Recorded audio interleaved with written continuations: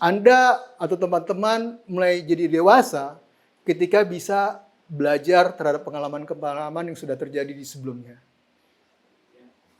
Pengalaman kita masa kecil contohnya, pada saat kita diberitahu api itu panas, mungkin kita belum percaya, tapi ketika kita merasakan api itu panas secara pribadi, besok-besok kita tahu, oh iya, api itu panas.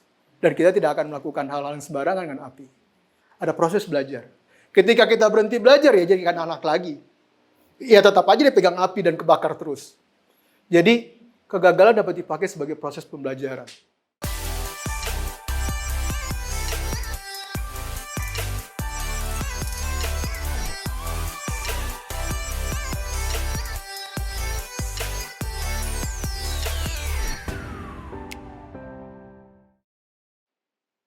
Oke.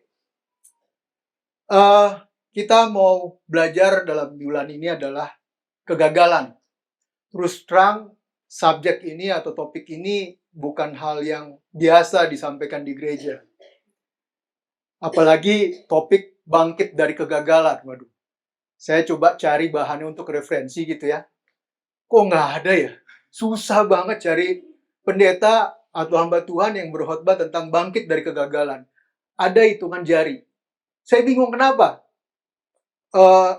Sempat minta ke Dieter gitu, Dit, bisa nggak gue ganti topik ya? Ini susah banget gue cari referensinya gitu. Tapi kemudian penasaran gitu. Kenapa sih ini tidak banyak dikhotbahkan atau di sharing di dalam gereja Tuhan? Nah mungkin saya nggak tahu alasannya kenapa di gereja-gereja lain ya. Tapi karena kita rumah pemuritan, kita beda. So, kita mau sharingin tentang bangkit dari kegagalan. Oke, kita mulai ya. Sudah siap?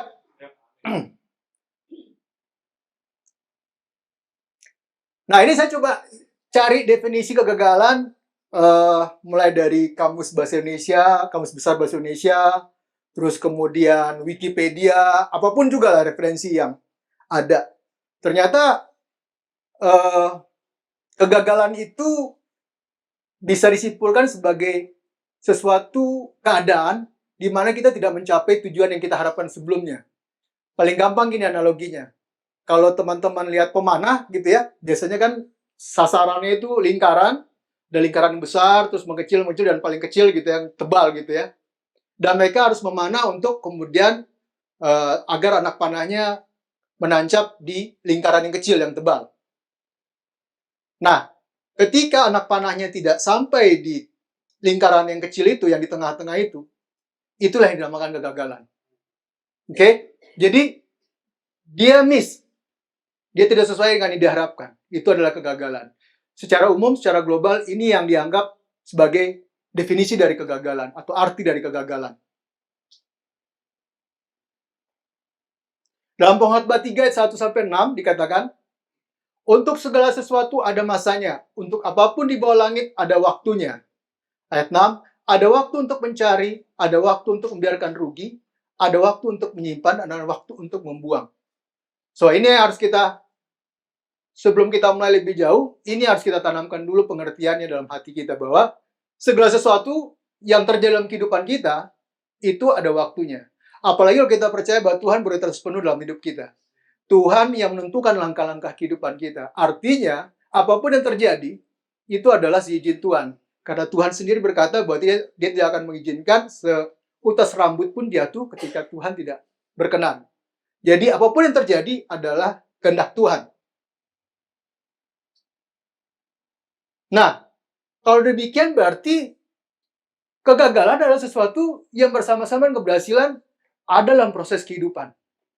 Ya, kegagalan dan keberhasilan ada untuk membentuk suatu proses kehidupan. Lanjut, ayat 6 mengatakan ada waktu untuk mencari, ada waktu membiarkan rugi, ada waktu untuk menyimpan, ada waktu untuk membuang. Kalau saya lihat dari Wikipedia, definisi dari kegagalan, ya, tadi kesimpulannya ini sekarang lebih detailnya lagi ya. Tanpa kegagalan, dunia akan menjadi tempat yang berbeda. Gagal adalah hal yang baik karena semua orang rentan terhadap kesalahan. Dan sebagai hasilnya mereka belajar sesuatu dari kesalahan tersebut. So, Kalau kita lihat, ada waktu untuk membiarkan rugi, ada waktu untuk menyimpan, ada waktu untuk membuang. Ada waktu untuk kita untung, ada waktu untuk kita gagal. Ada siang, ada malam. Ada terang, ada gelap. Semuanya diciptakan Tuhan untuk membentuk proses kehidupan kita. Siang, kita bisa lihat keadaan dengan terang gemilang gitu ya. Sementara malam, ada pun keindahannya. Walaupun Jakarta mungkin kita udah nggak bisa lihat lagi bintang ya. Tapi dari daerah lain bisa lihat bintang, ada indahnya sendiri. Gitu. Dan semuanya itu dibiarkan Tuhan, diciptakan Tuhan untuk menjadi suatu proses. Oke. Lanjut. Mazmur 37 ayat 23. Tuhan menetapkan langkah-langkah orang yang hidup berkenan kepadanya. So, sebalik lagi. Kalau kita percaya bahwa Tuhan menetapkan langkah-langkah kehidupan kita, berarti kita percaya juga ada proses kegagalan dalam kehidupan kita. Kenapa demikian? Nanti kita belajar lebih lanjut. Tapi ingat, kegagalan ada. Diciptakan Tuhan. Untuk kebaikan kita. Kenapa kita bisa mengatakan itu kebaikan kita? Karena kita percaya bahwa segala sesuatu Tuhan punya rancangan damai sejahtera buat kita. Bukan rancangan kejahatan. Artinya, apapun yang dia persiapkan, apapun yang dia perbolehkan kita alami, itu adalah untuk mendatangkan kebaikan buat kita. Dalam Yeremia 29 dikatakan, sebab aku mengetahui rancangan-rancangan apa yang ada padaku, mengenai kamu, demikian firman Tuhan, yaitu rancangan damai sejahtera dan bukan rancangan kecelakaan, untuk berikan kepadamu hari depan yang penuh harapan. So, kegagalan adalah cara Tuhan untuk menjaga dan membentuk umatnya.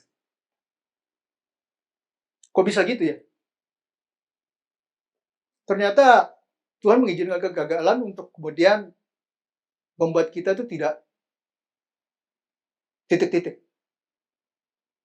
Kegagalan diciptakan Tuhan, dibuat Tuhan untuk kita supaya kita titik-titik. Nanti kita akan bahas itu ininya dikit.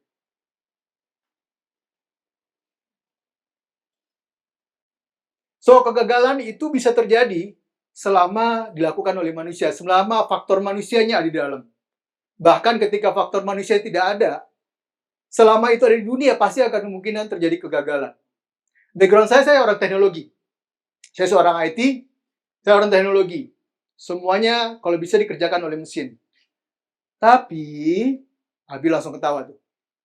Satu saat, kita pasti gagal sistem kita. Bahkan kalau di dunia IT, itu ada yang namanya KPI-nya atau harus capai performance mesinnya paling tinggi hanya 99,97%. Berarti ada 0,3% bisa gagal. Mesinnya bisa mati. Itu yang udah dianggap berpikirnya lebih kompleks dari manusia. Udah pakai AI lah, artificial intelligence lah segala macam. Tapi tidak ada yang bisa menjamin 100% berhasil. Selalu ada ruang untuk gagal. Jadi selama ada faktor manusia atau di dunia, ada faktor kefanaan, berarti kegagalan itu bisa terjadi. Gagal bisa jadi pelajaran. Kita dalam hidup, ketika kita proses belajarnya selesai, maka selesai hidup kita. Anda atau teman-teman mulai jadi dewasa ketika bisa belajar terhadap pengalaman-pengalaman yang sudah terjadi di sebelumnya. Pengalaman kita masa kecil contohnya, pada saat kita diberitahu api itu panas, mungkin kita belum percaya, tapi ketika kita merasakan api itu panas secara pribadi, besok-besok kita tahu, oh iya, api itu panas. Dan kita tidak akan melakukan hal-hal sembarangan dengan api. Ada proses belajar. Ketika kita berhenti belajar, ya jadikan anak lagi. Ya tetap aja dia pegang api dan kebakar terus. Jadi, kegagalan dapat dipakai sebagai proses pembelajaran. Contoh, kalau kita udah gagal nih, kita harus belajar, kita harus lihat, ini kegagalan kita karena apa? Apa yang menyebabkan kegagalan kita? Faktor-faktor apa yang menyebabkan kegagalan kita? Ya, itu kemudian menjadi bahan evaluasi, bahan masukan kita ketika kita kemudian mau melakukannya lagi. Nah, disitulah proses pembelajaran itu terjadi. Balik lagi, kegagalan adalah proses. Pasti akan ada. Gak mungkin kita bisa hindari. Sama sekali kita gak mungkin hindari. Manusia tidak sempurna. Bumi sudah tidak sempurna karena rusak oleh jatuh dalam dosa.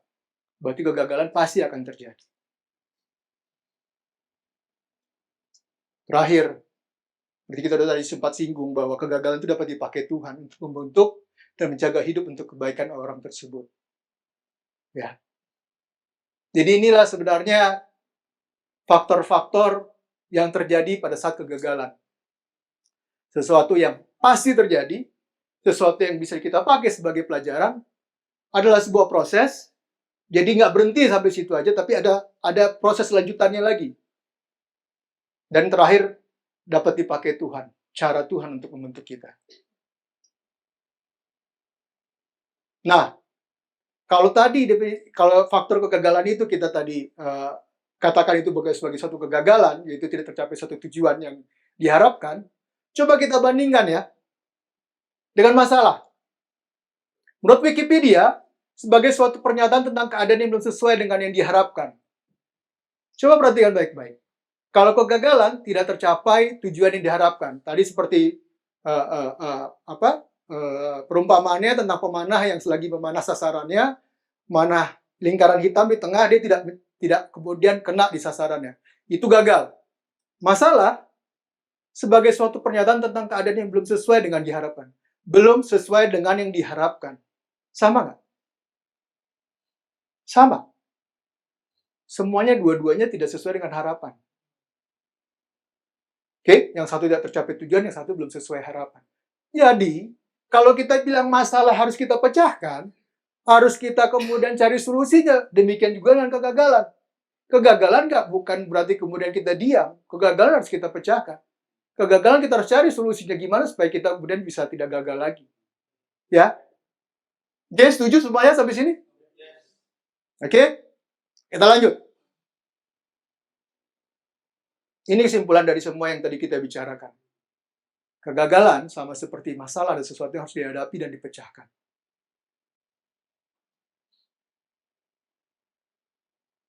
Filipi 3 ayat 7. Tetapi apa yang dahulu merupakan keuntungan bagiku, sekarang kuanggap rugi karena Kristus. Nah, ini sekarang bonusnya nih. Kalau tadi kita bilang kegagalan itu sama kayak masalah, kita lihat sekarang. Apa yang kita anggap, yang Rasul Paulus katakan dulunya keuntungan, sebenarnya kerugian bagi dia. Backgroundnya Rasul Paulus kita tahu kan, dia orang yang pintar, punya pendidikan latar belakang yang mantap, gitu ya, dan punya otoritas tinggi dari majelis jemaat, dari majelis bait Allah untuk membunuh semua orang percaya. Tapi yang sering kali kita lupakan bahwa Rasul Paulus adalah warga negara Roma. Status warga negara Roma itu sangat tinggi pada saat itu. Belum tentu orang Roma pun punya status warga negara Roma. Kalau Anda mungkin ingat dulu film ada Gladiator. Ya, jenderal, sahabat kaisar, menang perang, tapi ketika dia dijatuhi hukuman oleh penerus kaisarnya, nggak ada pengadilan, langsung ditangkap, keluarganya langsung dibunuh. Karena dia bukan warga negara Roma. Tetapi Rasul Paulus karena warga negara Roma, dia harus dibawa ke Roma, diadili di Roma, di hadapan kaisar. Begitu juga dengan Tuhan Yesus. Tuhan Yesus nggak ada pengadilan di depan kaisar. Karena Tuhan Yesus bukan warga negara Roma. Paulus, karena kepintarannya, dia akui oleh Roma, sehingga dia angkat jadi warga negara kehormatan Roma. Tapi itu tidak dianggap keuntungan ternyata oleh Paulus. Dia menganggap itu rugi. Ya, artinya versi kegagalan Tuhan dengan versi kegagalan dunia itu berbeda.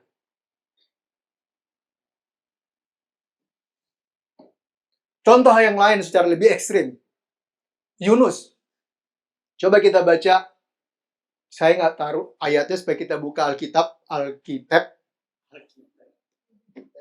Kita buka di Yunus. Semua kita buka di Yunus. Pasal 1. Oke. Kita mulai dari ayat 9. Kita tahu background cerita ini ya. Yunus disuruh ke Niniwe, dia nggak mau, dia melarikan diri, dia ke Tarsus gitu ya. Terus kemudian dalam perjalanan ini naik kapal, kena badai, kemudian satu kapal panik, kemudian suruh satu kapal itu disuruh berdoa semuanya gitu ya. Ketika mereka suruh orang berdoa, mereka lihat Yunus lagi asik-asik tidur di bawah, di geladak kapal. Kira kemudian Yunus dipanggil untuk berdoa bersama-sama gitu ya. Nah, terus kemudian mereka membuang undi. Ingat, saudara, ini kayaknya adat istiadat saat itu juga ya. Ingat waktu Yesus juga jubahnya mau dikasih ke siapa, mereka buang undi juga gitu. Jadi ini kayak kebiasaan sama zaman itu. Jadi kalau kita nggak tahu sebenarnya siapa yang berhak, siapa yang bersalah, gitu mereka buang undi. Termasuk dalam hal ini dalam kasusnya si Yunus. Terus ayat 9 kita baca. Sahutnya kepada mereka, aku seorang Ibrani, aku takut akan Tuhan, Allah yang punya langit, yang telah menjadikan lautan dan daratan. Pada saat itu, kemudian Yunus yang kena undiannya. Terus mereka bilang, kamu tuh siapa? Dan Yunus kemudian bersaksi bahwa dia adalah seorang Ibrani yang takut akan Tuhan. Dan ayat 10 kita sama-sama baca. 1, 2, 3. Orang-orang itu menjadi sangat takut, lalu berkata kepadanya, apa yang telah kau perbuat? Sebab orang-orang itu mengetahui bahwa ia melarikan diri jauh dari hadapan Tuhan. Hal itu telah diberitahukannya kepada mereka. Jadi Yunus sudah kasih tahu, kayaknya ini gara-gara gue deh, bener. Karena gue melarikan diri dari Tuhan, gue harusnya disuruh bikin A, gue lakukan bikin B. Ingat, ini berarti kegagalan Yunus ya. Kondisinya Yunus gagal untuk mematuhi perintah Tuhan. Tapi itu kemudian juga dipakai Yunus untuk mengenalkan Tuhan. Kondisi ini secara nggak sengaja, secara tidak sadar, Yunus mengenalkan Tuhan kepada orang-orang satu kapal yang kafir. Nah, kemudian di ayat 12, dia bilang, oke lah, kalau kalian udah buang undi, kalian mau buang, oke, gue udah kena undian, buanglah gue. Buanglah saya. Karena memang karena saya lah, kapal ini dilanda badai. Tapi mereka nggak mau. Satu isi kapal itu, mereka berusaha dengan cara mereka sendiri untuk coba keluar dari badai. Itu di ayat 14. Ayat 16. Itu di ayat 13. Mereka mendayung, tapi laut semakin menggelora menyerang mereka.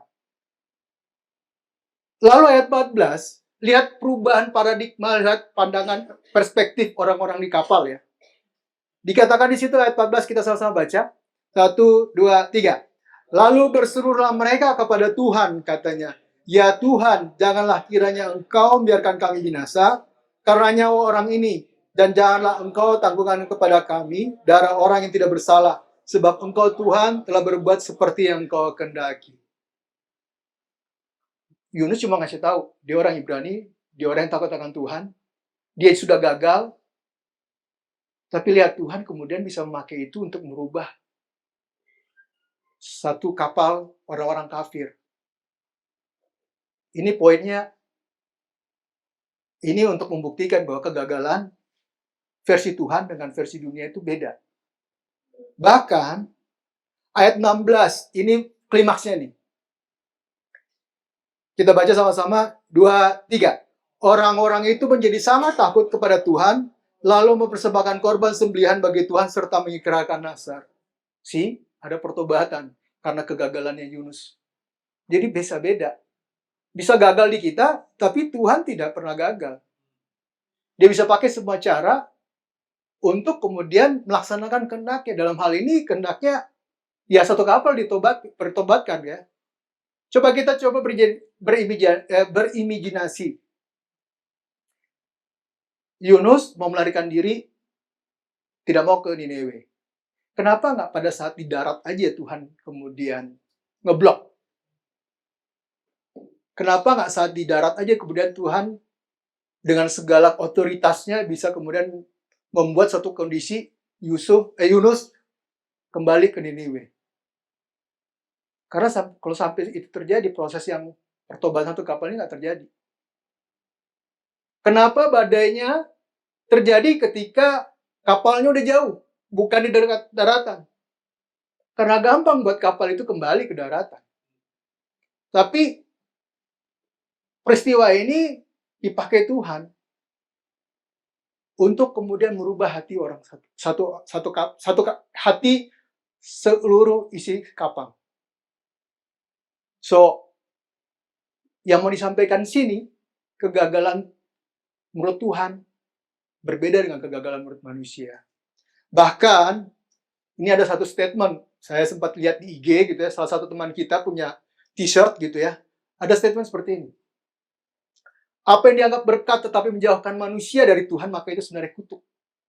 Sebaliknya apa yang dianggap kutuk, tapi bila itu mendekatkan manusia kepada Tuhan, itulah berkat sesungguhnya. Oke? Jadi, perspektif kita terhadap kegagalan itu harus kita lihat sebagai dari sisi mata Tuhan, bukan dari sisi mata kita. Karena apa? Kalau kita melihat dari kegagalan, kayak contoh dengan Yunus, udah selesai dia. Dilanda badai, nggak ada jalan keluar, dibuang ke laut. Selesai urusannya. Tapi ternyata Tuhan pakai buat dia, kondisi dia, untuk menyelamatkan satu isi kapal. Ya, itu menutup poin pertama dari apa itu kegagalan. Sekarang kita akan masuk, ketika kita dalam kegagalan, apa yang sebenarnya harus kita lakukan, dan apa yang sedang terjadi.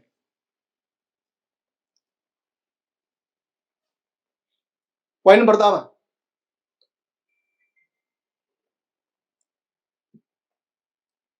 apapun terjadi dalam kehidupan kita, termasuk kegagalan dan campur tangan Tuhan, ini kita harus percaya mati. Udah ngelotok di sini, harus ngelotok. Kita percaya Tuhan tadi udah bilang berdasar penuh terhadap kita, rancangannya Dia, ada rancangan damai sejahtera, kehendak Dia yang harus terjadi, bukan kehendak manusia gitu ya. So, poin yang pertama ini harusnya tidak ada penjelasan panjang lebar, ini harus melotok. Kalau kita tidak percaya ini, mungkin jangan duduk di sini gitu, tapi harus ada pengenalan khusus sama Pastor Dieter kali ya. Karena nanti bentar makin bingung gitu ya.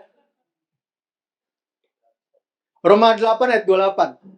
Kita tahu sekarang bahwa Allah turut bekerja dalam segala sesuatu untuk mendatangkan kebaikan bagi mereka yang mengasihi Dia, yaitu bagi mereka yang terpanggil sesuai dengan rencana Allah. Anda percaya, teman-teman percaya bahwa kita dipanggil sesuai dengan rencana Allah? Amin? Maka kita harus percaya bahwa segala sesuatu diciptakan Tuhan untuk mendatangkan kebaikan. Termasuk kegagalan. Ini yang harus kita sadari pada saat kegagalan. Poin nomor 2. Tuhan tidak akan membiarkan umatnya gagal dan selesai. Kenapa demikian? Karena Tuhan memberikan kita kekuatan. Tuhan memberikan kita kemampuan. Kita bukan ciptaan sembarangan. Kita bukan, bahkan binatang pun ya, mereka akan berusaha untuk keluar dari jebakan. Bahkan ketika saya sering lihat gitu ya, di Amerika itu sekarang ini lagi wabah babi hutan. Dan mereka, petani-petani di sana itu, kalau membasmi babi hutan itu pakai senapan, atau bahkan senapan mesin ya. Malam-malam, mereka pakai senapan mesin, dengan mobil gitu, open cup, mereka kemudian menembak babi-babi itu gitu. Sekali nembak kadang-kadang 5-10 babi, atau satu malam itu bisa dapat puluhan babi hutan. Babi hutan ketika ditembak, nggak tepat sasaran gitu ya. Mereka masih lari loh. Mereka masih berusaha untuk menyelamatkan diri. Itu babi hutan. Manusia pun harusnya punya survivor strength yang lebih dari itu. Ketika kita gagal, jangan kemudian jadi orang-orang yang berdiam diri, merenungkan, dan nggak melakukan apa-apa. Karena segala perkara dapat kutanggung di dalam Dia yang memberi kekuatan kepada aku. Kekuatan kita berasal dari Tuhan. Bila Tuhan yang Maha Kuasa, bila Tuhan yang Maha Agung, bila Tuhan yang Maha Mulia, bila Tuhan yang berada di atas segalanya, bila Tuhan yang menciptakan langit dan bumi, itu yang memberi kekuatan pada kita, siapakah lawan kita? Poin ketiga, ditekankan lagi, Tuhan sendiri yang menguatkan, mampukan untuk melewati segala masalah. Mazmur 37 ayat 23 dan 24. Tuhan menetapkan langkah-langkah orang yang hidupnya berkenan kepadanya. Apabila ia jatuh, tidak sampai tergeletak sebab Tuhan menopang tangannya. Ini janji Tuhan yang harus kita klaim pada saat kita jatuh dalam kegagalan. Oke? Jadi saat gagal, ingat 3 poin ini. Ini harusnya sudah cukup untuk menguatkan kita untuk tidak berdiam diri dalam kegagalan.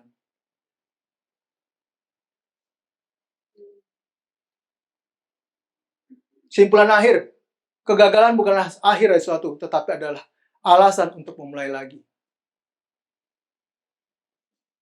Sebab 7 kali orang benar jatuh namanya bangun kembali.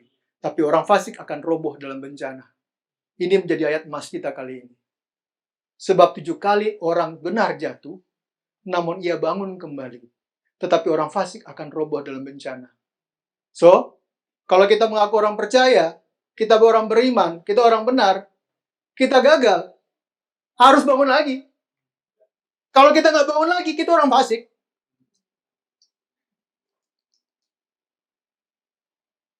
Nah, coba sekarang kita introspeksi. Kita di mana posisinya? Jadi orang benar atau orang fasik? Kenapa demikian? Karena kita percaya Tuhanlah sumber kekuatan kita. Kita punya pengharapan bahwa Tuhan sendiri yang akan berikan kita kekuatan. Tuhan sendirilah yang akan menopang tangan kita.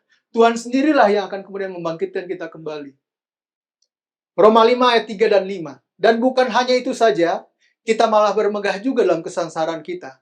Karena kita tahu bahwa kesengsaraan itu menimbulkan ketekunan. Dan ketekunan menimbulkan tahan uji, dan tahan uji menimbulkan pengharapan. Dan pengharapan tidak mengecewakan, karena kasih Allah telah dicurahkan di dalam hati kita oleh Roh Kudus yang telah dikaruniakan kepada kita.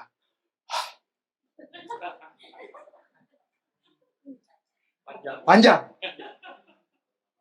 Halo. Pertama, Tuhan ingin kita dalam kegagalan kita enggak jatuh, enggak rendah diri, tapi kita bisa bermegah karena kita tahu kegagalan itu dipakai Tuhan. Dan yang kedua, ketika kita bertahan dalam ketekunan, itu menimbulkan kita tahan uji. Kita bertahan. Tuhan, walaupun aku tidak melihat, aku percaya akan kekuatan-Mu, akan pengharapan-Mu, akan adanya pertolongan-Mu. Aku bukan jadi jemaat yang percaya karena melihat, tapi kalau aku menjadi jemaat yang percaya karena Tuhan sudah berjanji padaku. Oke? Itu harus kita lakukan karena Tuhan menginginkan umatnya jadi umat yang tidak mudah menyerah, namun menjadi tekun dan tahan uji. Kalau kita kemudian sambung-sambungin lagi ya, ini sebenarnya lagi latihan loh kita.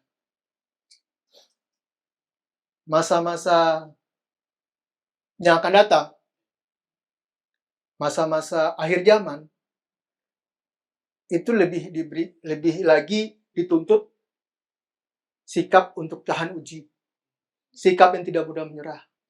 Kalau sekarang aja kita udah mulai menyerah dengan kondisi yang ada sekarang,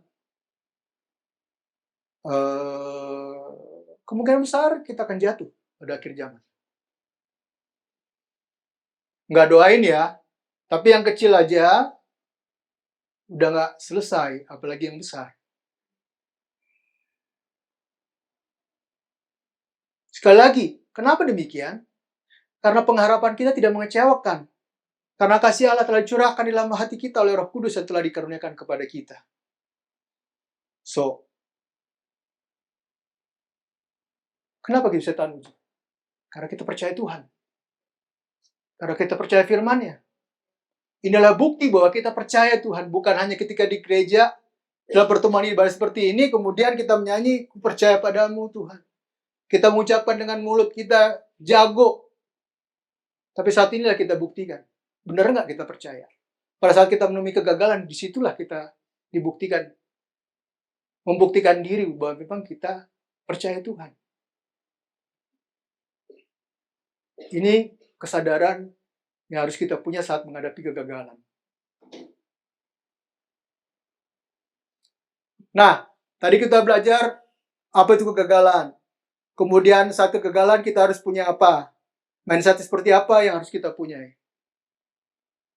Dan kita percaya juga karena kegagalan itu bisa mendatangkan keuntungan bagi kita, so kita belajar apa manfaat kegagalan? Pertama, introspeksi. Kita gagal, kita bisa kemudian evaluasi. Apa sebenarnya yang sedang terjadi? Apakah karena saat kita melakukan sesuatu, motivasinya nggak benar? Ketika kita setup atau setting tujuan gitu, saya mau melakukan ini, gitu. Motivasi kita udah nggak benar? Apakah tidak mempermuliakan Tuhan? Kemudian saat melakukannya, apakah kemudian kita sudah mulai, ya dikit-dikit cara-cara dunia yang kita lakukan? Apakah kita tidak berharap penuh pada Tuhan, kita tidak percaya penuh pada Tuhan? Disinilah kemudian manfaat kegagalan bisa kita pakai sebagai introspeksi. So, dari hasil introspeksi itu akan muncul. Poin pertama, manusia hanya bisa mengandalkan Tuhan. Nggak ada yang lain. Manusia hanya bisa andalkan Tuhan. Kedua, menguatkan diri menjadi pribadi yang tahan uji. Ya, ini kesimpulan dari kita semua yang kita bicarakan tadi. Ketiga, sebagai pengingat kita agar tidak terkubur. Kalau kita berhasil terus, gue yakin kita akan jadi sombong. Tapi kegagalan ada untuk membuat kita sadar bahwa kita ini sebenarnya juga hidup kita ditentukan oleh Tuhan. So, sebagai pengingat agar kita tidak terkubur. Terakhir, persiapan untuk sesuatu yang lebih baik. Ya, semalam di dalam grup FJ, dalam komunitas Friendship Community, kita lagi bahas tema waiting room oleh Pastor Ade. Keren. Makanya ikut Friendship Community dong. Romo. Ya. Nah, itu dibahas. Waktu kita sedang menunggu untuk ternyata pertama, Tuhan lagi mengajar kita. Ya. Tuhan lagi mengajar kita. Apa yang diajar? Ini harus kemudian kita harus lebih peka. Kita panjatkan doa, kok nggak dijawab Tuhan? Sebenarnya dijawab Tuhan sih. Karena jawaban Tuhan kan bisa yes, bisa no, bisa tunggu. Nah, itu yang kemudian sedang dilakukan Tuhan. Kita bisa mengerti, ini sebenarnya Tuhan maksudnya apa sih? Apakah kita punya permohonan itu sesuai kehendak Tuhan atau tidak? Kemudian yang kedua, ini urutannya agak ngaco-ngaco ya, tapi kira-kira seperti ini yang diajarkan kemarin semalam. Membentuk sikap hati. Kita percaya nggak sama otoritas Tuhan? Yang terakhir, itu sebenarnya Tuhan sedang memberkati kita. Itu yang paling penting sih. Ya, Pastor ya. Karena saat kita menunggu sesuatu yang lebih berharga daripada yang kita rencanakan. Bukan berarti kemudian Tuhan memberkati kita dengan kekayaan, keberhasilan, bukan seperti dunia ya, bukan ya. Kita sudah tahu tadi kegagalan Tuhan dan kegagalan manusia berbeda. Artinya keberhasilan Tuhan dan keberhasilan manusia berbeda juga ya. Jadi di situ sebenarnya Tuhan lagi memberkati kita. Pertama, kita diberikan tahan uji, udah pasti dong. Kesabaran pada saat kegagalan, belum dapat apa yang kita doakan. Kemudian sebagai contoh deh, ini yang terakhir. Kalau umpamanya pada saat kemarin pandemi, kita lihat banyak sekali kreativitas muncul. Yang kemarin kerja di kantoran, tiba-tiba di PHK, kemudian buka usaha lain. Ada kreativitas yang muncul. Mereka kemudian sini mentok, sana mentok. Coba lagi yang ini. Dan ternyata kemudian ya banyak sekali kita lihat ya. Usaha makanan lah, usaha segala macam lah ya. Ya itu artinya apa? Bahwa sebenarnya Tuhan sedang memberkati kita dengan melatih kreativitas kita. Ingat, karakter Tuhan salah satunya adalah kreativitas. Karena dia bisa ciptakan dunia ini. Nggak kepikir, tiba-tiba dia ciptakan dunia. Ciptakan bumi dan langit, segala macam isinya. Pemandangan, lautan, gunung, dan pemandangan yang begitu indah. Tuhan itu seniman. Nah, ketika dia menciptakan manusia, seturut dan segambar rupanya, artinya kita ada kreativitas Tuhan juga di dalam diri kita.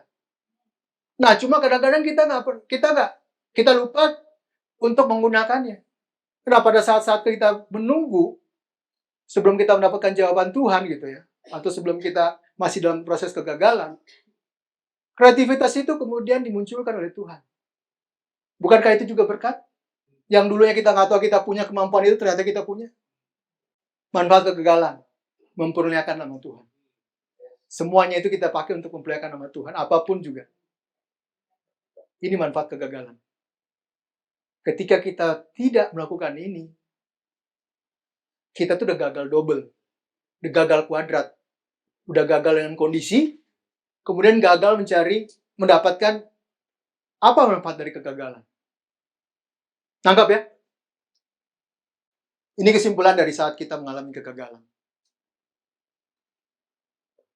Kita bisa memilih mendiamkan, tidak pernah bisa maju dan menyerah. Contohnya, Imam Eli. Kita tahu ceritanya ya, Imam Eli punya anak 2 orang yang dijadikan imam besar. Jadi imam.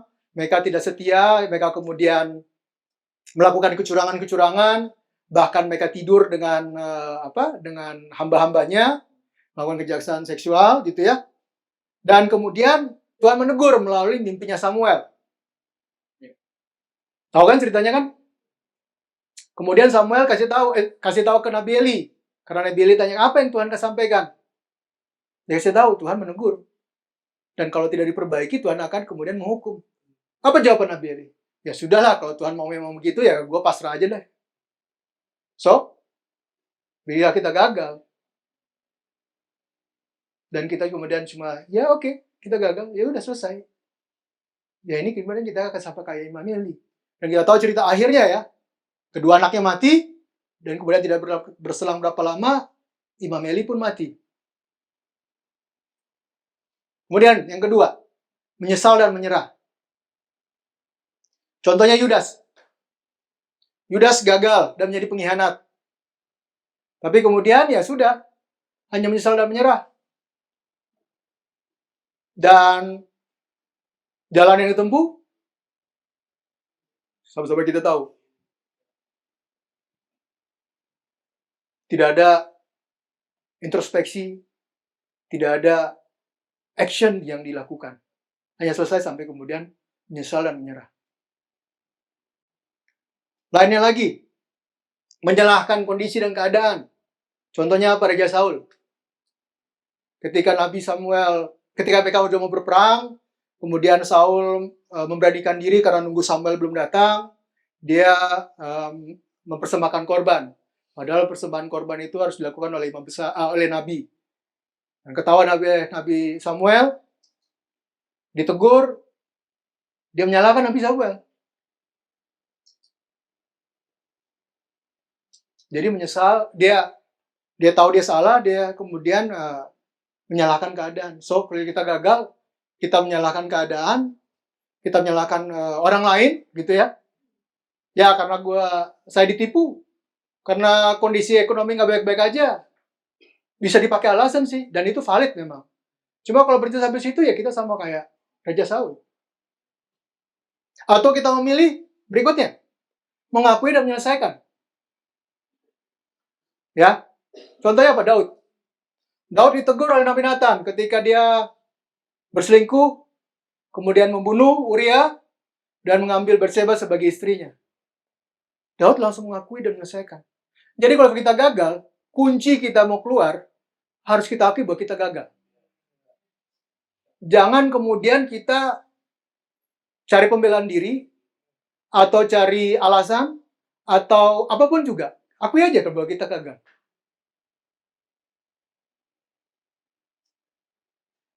Dan coba selesaikan. Kalau mamanya kita jatuh dalam dosa-dosa rohani, ya buru-buru selesaikan. Minta ampun, bertobat. Akui, minta ampun, dan bertobat.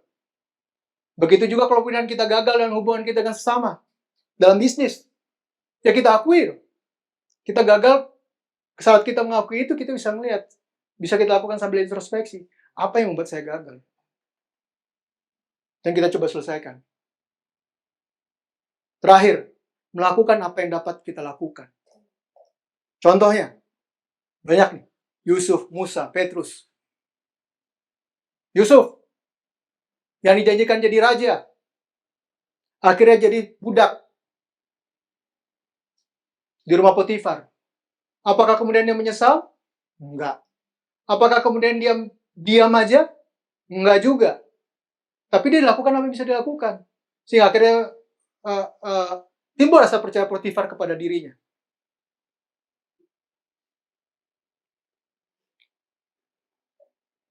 Musa, dari anak raja, pangeran, seorang panglima, ya, dia pernah berperang melawan kerajaan Ethiopia dan membawa kemenangan besar buat Mesir gitu ya.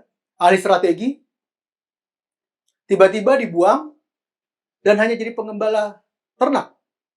Gagal? Gagal. Tapi dia lakukan apa yang bisa dia lakukan. Dia beternak dengan baik. Petrus, ketika mengkhianati Tuhan Yesus, dia apa yang bisa dilakukan?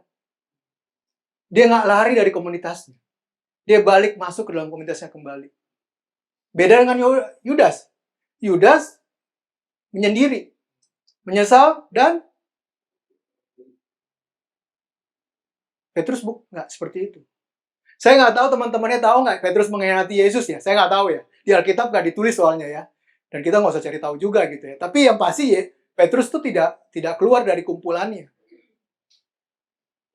Nah demikian juga kita gitu. Kita jangan lari dari kumpulan kita. Teman-teman sudah punya komunitas semua di sini? Sudah tergabung dalam komunitas, at least komunitas atau grup kecil? Siapa yang sudah punya komunitas atau grup kecil? Angkat tangan coba. Oke, yang belum? Yang bingung angkat kaki. Bergabunglah ya. Kita punya komunitas di sini tinggal milih loh. Semuanya punya karakter, punya keuntungan masing-masing. Ada yang kingdom di Jelambar. Itu bisa satu paket dengan olahraga. Nge-gym. Ketemu langsung. Tatap muka.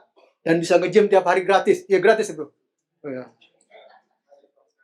Yang laki-laki, yang wanita yang suka olahraga, pilihan pertama. Alternatifnya ada di Kingdom, di Jelambar. Pilihan kedua, komunitas yang lain. Ada Friendship Community. Kalian nggak punya waktu. Kalian sibuk bekerja. Pulangnya kadang-kadang lembur. Bisa nge-zoom. FC nge-zoom. Alternatif. Bisa tinggal pilih. Mau yang online, mau yang offline, ada. Udah kayak supermarket kita. Ya kan? Mau yang cewek-cewek sendiri, ada juga. Smart and Beauty. So, ada juga yang cowok nih. Ada juga yang cowok nih. Tunggu dulu, ada juga yang cowok nih. Yang cowok. Ada juga yang cowok nih. Ya kan? Cowok nih kebetulan baru grup kecil, tapi sebentar saya percaya bulan depan udah ada komunitasnya nih. Ya kan? Nih pentolannya nggak ada nih. Belum ada. So, tinggal milih mau yang mana. Dan itu ternyata terbukti berhasil. Buktinya Petrus nggak lari. Dia tetap berada dalam kumpulannya. Dan kemudian itu membawa dia pada pertobatan. Dipakai Tuhan luar biasa. Oke, kita coba bahas lebih detail yang ketiga dan keempat. Mengakui dan menyelesaikan, melakukan apa yang dapat dilakukan. Kalau yang dua itu udahlah ya, ke laut aja ya. Kita nggak usah perhatiin ya. Yang di atas itu mendiamkan, yang kemudian menyesal menyerah itu kita diamkan. Udahlah, nggak usah diutak-atik lagi. Akui dan selesaikan. So, pertama yang harus kita lakukan adalah kita sadar bahwa kita gagal. Dan karena kita terbatas sebagai manusia. Kedua, lakukan evaluasi. Apa yang bisa kita perbaiki? Ya, jangan sampai enggak nih. Karena nanti kegagalan ya tinggal kegagalan. Kita tidak ada evaluasi, kita lakukan lagi, gagal lagi. Kemungkinan besar. Bangkit dan semangat. Kembali bersemangat. Kalau orang dunia aja gagal bisa bangkit, orang dunia yang tidak percaya Tuhan pun bisa bangkit, ya. Apalagi kita orang Kristen, orang yang percaya Tuhan, harus bangkit, harus punya semangat. Mazmur 139 ayat 23 dan 24. Selidikilah aku, ya Allah, dan kenali hatiku. Ujilah aku dan kenali pikiran-pikiranku. Lihatlah, apakah jalanku serong, dan tuntun aku di jalan yang kekal. Semangat akui dan selesaikan ini adalah sesuai dengan firman di dalam Mazmur 139 ini. Jadi minta Tuhan, sebenarnya apa sih yang salah dari saya? Apa sih yang Tuhan tidak berkenan kepada saya? Sehingga saya mengalami ini. Apa maksud Tuhan? Apa maksud kehendak Tuhan? Dan minta Tuhan yang tuntun kembali. Jangan mengandalkan kekuatan kita sendiri.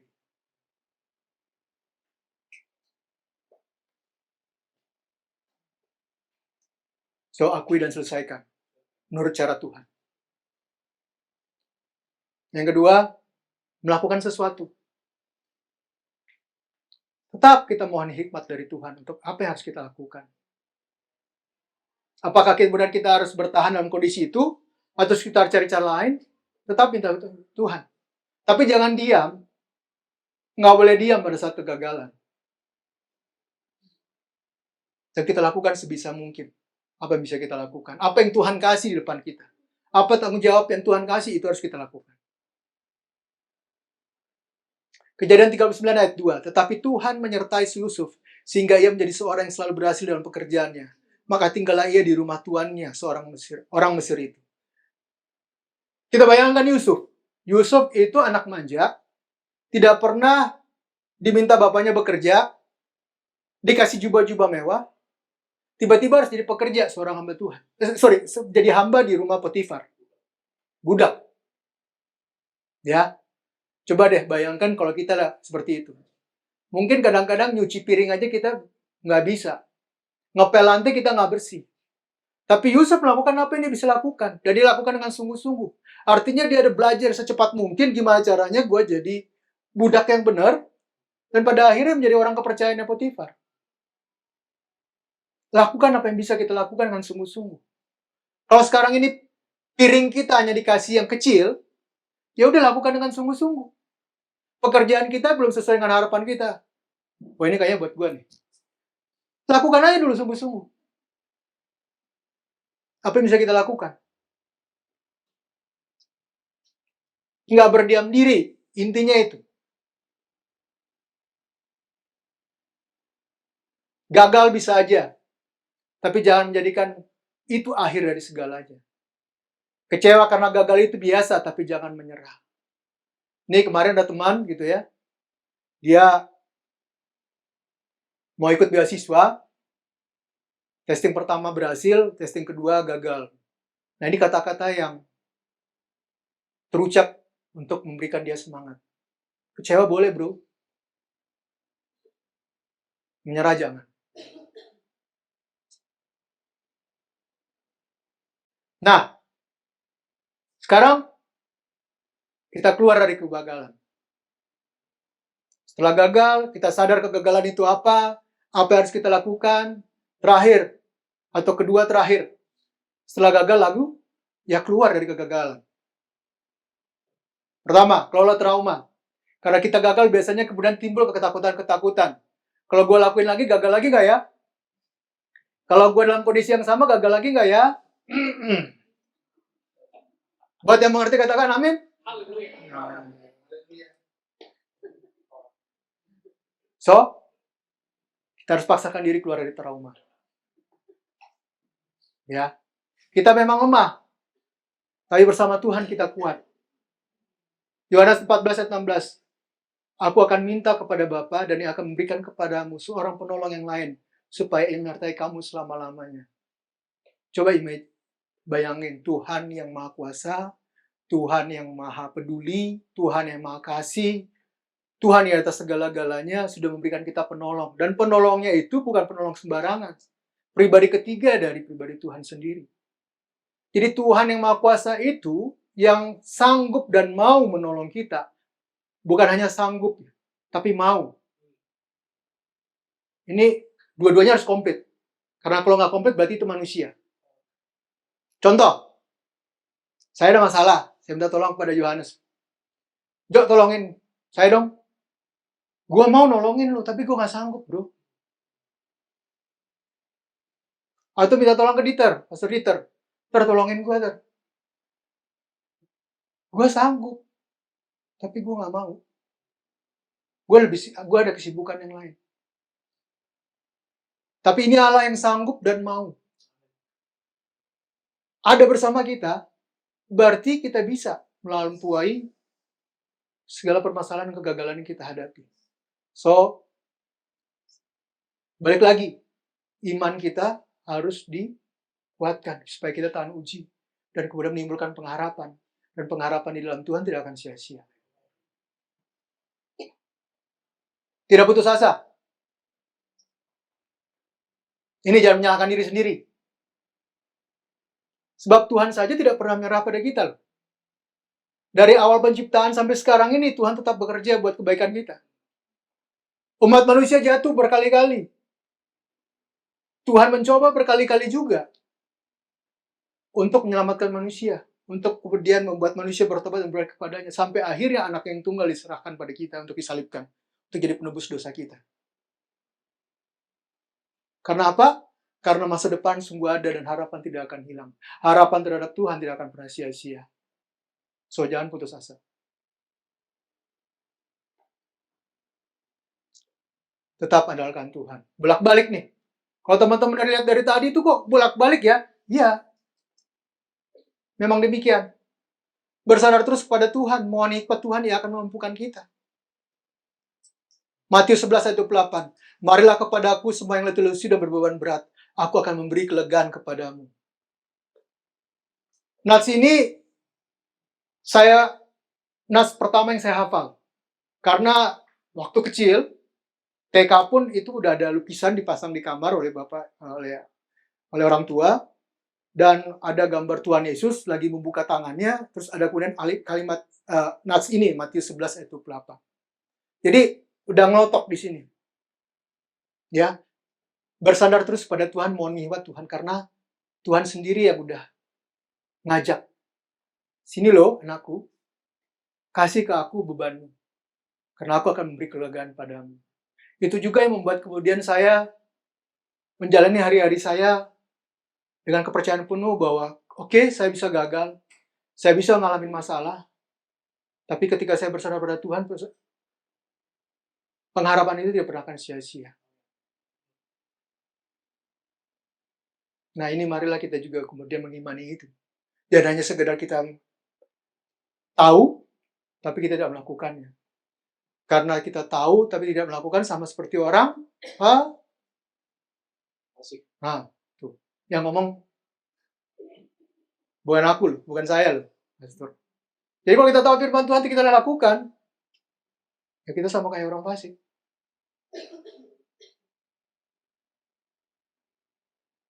Ratapan 3 ayat 22-23. Tak berkesudahan kasih setia Tuhan, tak habis-habisnya rahmat-Nya, selalu baru setiap pagi, besar kesetiaan. Tak berkesudahan kasih setia Tuhan, tak habis-habisnya rahmat-Nya, selalu baru tiap pagi. Jadi seyakin kita akan ada besok hari itu ada pagi yang akan menjelang. Seperti itulah iman kita kepada Tuhan, terhadap pertolongan Tuhan. Dan kita berpikir nggak, setiap pagi itu kita kasih dapat rahmat Tuhan yang baru. Dan nafas kehidupan. Ada kemampuan kita untuk bekerja, melakukan aktivitas kita. Itu rahmat yang baru dari Tuhan. Tuhan memberikan Tuhan memberkati kita, memberikan kita kemampuan untuk kemudian menjalani kehidupan kita hari itu. Nah, pasti itulah jawab janji Tuhan kepada kita. Sama seperti kita tahu besok pagi itu pasti matahari akan terbit. Berkat dan kasih-Nya selalu ada. Penyertaan Tuhan itu pasti. Ia selalu ada setiap saat. Dan terakhir, selalu ada kesempatan. Dari dulu sampai sekarang, Tuhan masih memberikan kita kesempatan.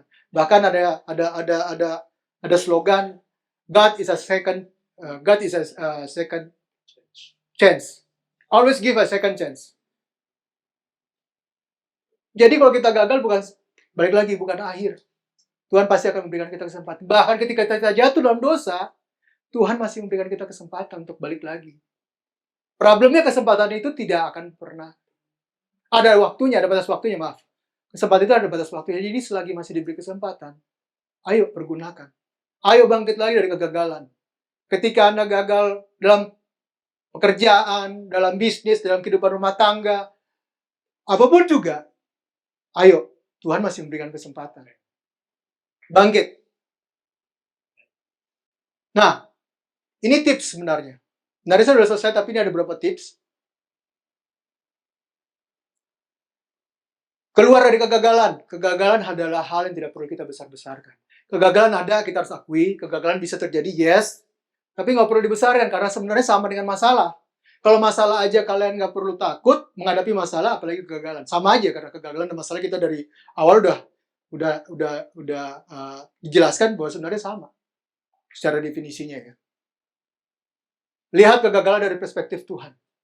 Lihat, kegagalan menurut Tuhan bisa berbeda dengan kegagalan daripada perspektif manusia. Nah, kita lihat dari perspektif Tuhan. Ambil hikmat, belajar. Apa sih sebenarnya yang bisa kita perbaiki? Bangkit dari kegagalan.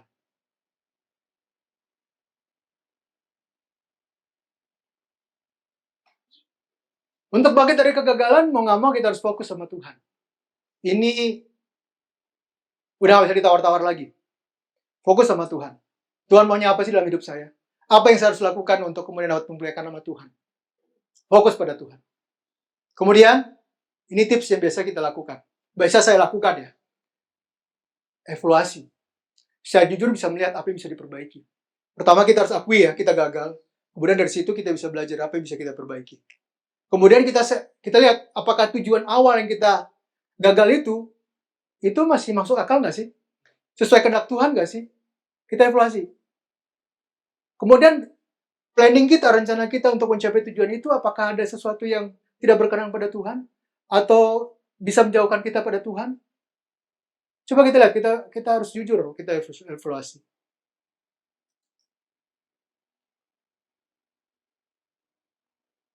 Kemudian yang kedua, buat rencana baru.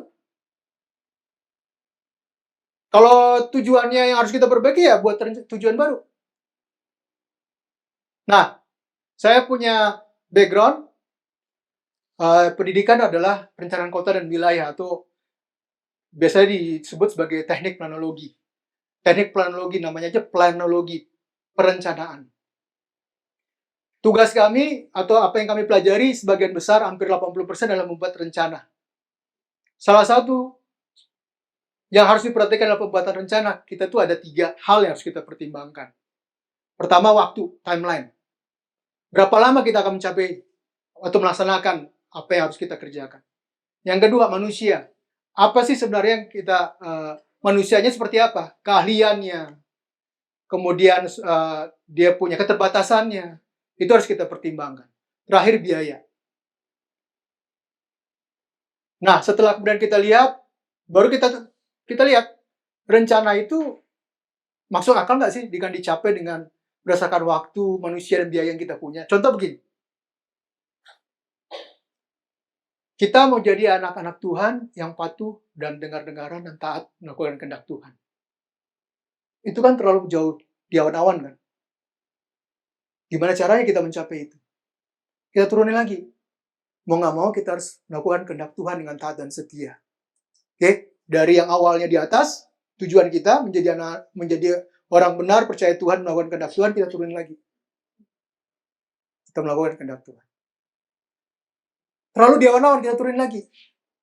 Kalau kita melakukan kehendak Tuhan, berarti saya harus tahu kehendak Tuhan. Masih terlalu di awan-awan, masih terlalu di atas, kita turunin lagi. Kalau mau melakukan kehendak Tuhan, berarti kita harus tahu kehendak Tuhan. Gimana caranya? Mau nggak mau kita harus baca firman. Harus renungkan firman. Itu yang paling bisa kita lakukan. Nah, itu yang menjadi tujuan kita akhirnya. Setelah kita kemudian bisa baca firman, bisa renungkan firman, kita tahu kehendak Tuhan akhirnya, baru kemudian kita belajar untuk melakukan. Jadi lihat, dari tujuan yang visi atau bisa dikatakan visi yang besar, kita turunkan pelan-pelan. Sampai yang bisa kita lakukan. Jadi itu yang dinamakan sasaran antara. Punya satu dua, dalam hal ini, dalam kasus ini adalah mempunyai satu dua lah, katakan ya. Setelah itu apa lakukan? Komit. Oke, kita harus punya satu dua yang satu dua. Ya lakukan satu duanya. Jangan cari alasan untuk tidak melakukan. Karena ingat, kita punya tujuan yang paling besar adalah menjadi melakukan kehendak Tuhan. Nah, sebelum sampai ke situ ya berarti kita harus dibawa dulu. Apa yang bisa kita lakukan? Ingat tadi, jangan kemudian diam diri, tapi lakukan yang bisa kita lakukan. Adalah ya udah satu dulu. Dan komit. Ups. Sebentar. Nah, setelah batas waktu yang kita tentukan, contoh sebulan ini saya punya satu dua yang rutin deh, nggak mau bolong-bolong. Ternyata setelah sebulan gagal nih, nggak bisa nih, gue masih bolong-bolong juga nih. Kenapa yang bisa membuat kita bolong-bolong? Saya suka bangun telat. Nah, mungkin berarti bisa kita buat nih. Oke, artinya berarti saya nggak bisa satu duanya pagi.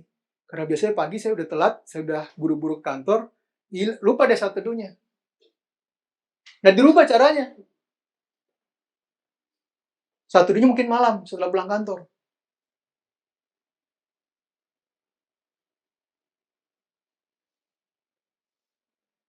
Kita lihat tuh. Jadi ada tujuan, kita lihatin lagi tuh. Tercapai nggak ya? Nggak tercapai. Kita evaluasi lagi. Baru bikin rencana baru. Nah, oke? Tapi semua itu harus tetap berfokus pada Tuhan balik lagi. Tuhanlah yang akan dipermuliakan, bukan kitanya yang dipermuliakan. Inilah proses belajar itu, proses itu. Yes, Abi tahu karena ini sebenarnya dari sistem development metodologi ya. Nah, contoh dalam kasus itu kita menjadi pelaku firman. Melakukan kehendak Tuhan dalam hidup kita. Itu tujuan akhirnya dari kita. Kemudian kita udah buatin rencananya, tujuannya, kita udah kecil-kecilin, kita paling yang bisa kita lakukan adalah satu dulu dengan rutin. Ternyata selama sebulan gagal nih. Nggak bisa nih. Kok gimana nih, apa yang harus lakukan? Evaluasi, apa yang membuat kita gagal? Tadi contohnya tadi kita bukan orang pagi gitu ya. Pagi-pagi kita udah heboh, udah hektik.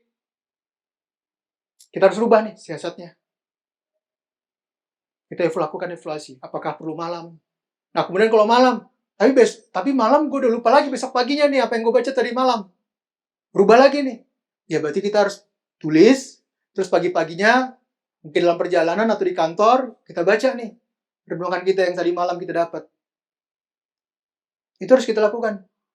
Jadi kalau dilihat di sini nih, evaluasi, rencana, lakukan, tujuan itu berputar terus. Sampai kemudian kita mencapai tujuan yang kita harapkan. Oke? Nangkap saudara-saudara, teman-teman? Ini tips. Sebenarnya kalau digali lebih dalam nanti bisa gitu, tapi ya ini panjang nih. Karena sebenarnya ini ada ilmunya nih.